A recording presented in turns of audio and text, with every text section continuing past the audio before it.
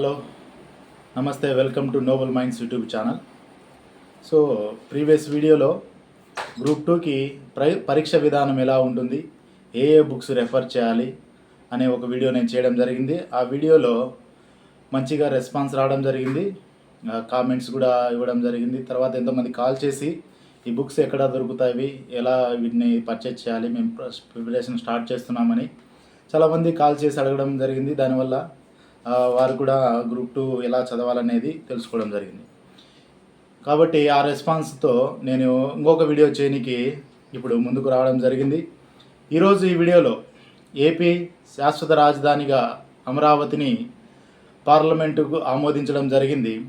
దాని విషయమై ఇప్పుడు ఒక యాస్పిరెంట్, పోటీ పరీక్షలకు సిద్ధపడే ఒక యాస్పిరెంట్ ఏ విధంగా ఈ కాన్సెప్ట్ను ఆలోచించాలి అనే దాని మీద వీడియో చేయడం జరుగుతుంది. ఇప్పుడు ఇంకా ఎవరైతే నా ఛానల్ను సబ్స్క్రైబ్ చేసుకోలేదో వాళ్ళు సబ్స్క్రైబ్ చేయండి, లైక్ చేయండి, షేర్ చేయండి. ఈ కంటెంట్ మీకు నచ్చినట్లయితే. ఏపీ శాశ్వత రాజధానిగా అమరావతి, ప్రస్తుతం జరుగుతున్న పరిస్థితులు, శాశ్వత రాజధానిగా అమరావతిని డిక్లేర్ చేయడం జరిగింది. అయితే కొన్ని వాటిని వ్యతిరేకిస్తున్నారు కొద్దిమంది దాన్ని ఆమోదయోగ్యంగా తెలుపుతున్నారు. కొద్దిమంది మావిగన్ అనేసి కొత్త రెండో ప్లాన్ బి కూడా తీసుకురావడం జరుగుతుంది. అమరావతిని చాలా రకాలుగా, మావిగన్ని చాలా రకాలుగా ట్రోల్స్ చేయడం జరుగుతుంది. వాటిపైన చర్చలు జరుగుతూ ఉన్నాయి. అయితే యాస్పిరెంట్, పోటీ పరీక్షలకు సిద్ధపడే వ్యక్తి ఏ విధంగా దీన్ని ఆలోచించాలి, ఈ కాంట్రవర్సీలకి తర్వాత ఈ ట్రోల్స్కి వీటన్నిటికీ భిన్నంగా మనము దీని గురించి ఆలోచించాలి. వాటన్నిటి జోలికి మనం పోకూడదు. వాటి గురించిన చర్చలు కూడా మనకు అవసరం లేదు. అయితే యాస్పిరెంట్ పోటీ పరీక్షలకు సిద్ధపడే వ్యక్తి ఏ విధంగా ఆలోచించాలంటే, మొట్టమొదటిగా అమరావతిని గురించి చరిత్ర సంబంధించి ఏ విధంగా క్వశ్చన్స్ అడుగుతాడు, తర్వాత పాలిటీ సంబంధించి ఏ విధంగా క్వశ్చన్స్ అడుగుతాడు, తర్వాత ఎకానమీ సంబంధించి ఏ విధంగా క్వశ్చన్స్ అడుగుతాడు. సో అవి మనం ఆలోచించాలి. అంతే తప్ప వాటి సంబంధించిన మిగతా కాంట్రవర్సీలకి మనం వెళ్ళకూడదు.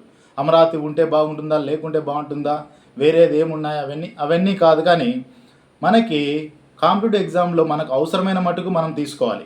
సో మొట్టమొదటి మనం చూసినట్లయితే చరిత్రలో వీటికి సంబంధించి అందరం అనుకుంటాం అమరావతి ఈ రాజధాని ఆమోదించడం అనేది ఒక కరెంట్ అఫైర్ ఇష్యూగా మనం చూస్తాం. కాకపోతే ఇందులో నుంచి మనం హిస్టరీ సంబంధించి చూడవచ్చు.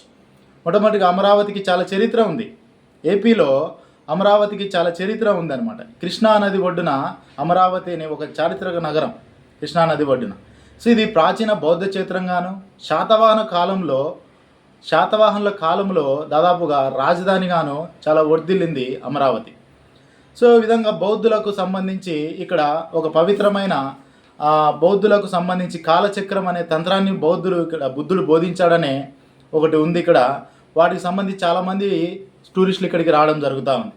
బౌద్ధ క్షేత్రాలలో అమరేశ్వర దేవాలయం అనే 5 పంచారామాల్లో ఒకటి కూడా ఈ యొక్క అమరావతి ప్రాంతంలో ఉండడం జరుగుతుంది. ఇది హిస్టరీ పరంగా చాలా విశిష్టత ఉంది. అందులో నుంచి బిట్స్ మనకు కాంపిటేటివ్ ఎగ్జామ్స్లో ప్రిపేర్ అయ్యే వాళ్ళకు అందులో నుంచి బిట్స్ రావడం జరుగుతుంది.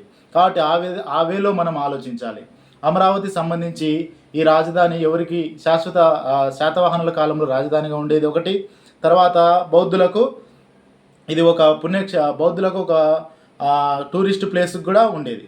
18వ శతాబ్దంలో వీటిని అధికారులు ఇక్కడ తిరిగి వీటిని తీసుకోవడం జరుగుతుంది, వీటి అవశేషాలను తీసుకోవడం జరుగుతుంది. ఈ విధంగా చరిత్ర గురించి మనము ఇలా ఆలోచించాలి. అలాగే ప్రస్తుతం ఉన్నటువంటి రాజధాని ధరణికోట అనే ప్రాంతంలో ఉంది. అది అమరావతి కాదు, ధరణికోట. అక్కడ ప్రణాళికబద్ధంగా ఒక రాజధాని ఏర్పాటు చేయాలనేసి ఈ కూటమి ప్రభుత్వం, ముందుగా ఉన్నటువంటి తెలుగుదేశం ప్రభుత్వం కూడా ఆనాడు నిర్ణయించింది. అయితే బహుళ రాజధానిని త్రోసిపుచ్చుతూ ఇప్పుడు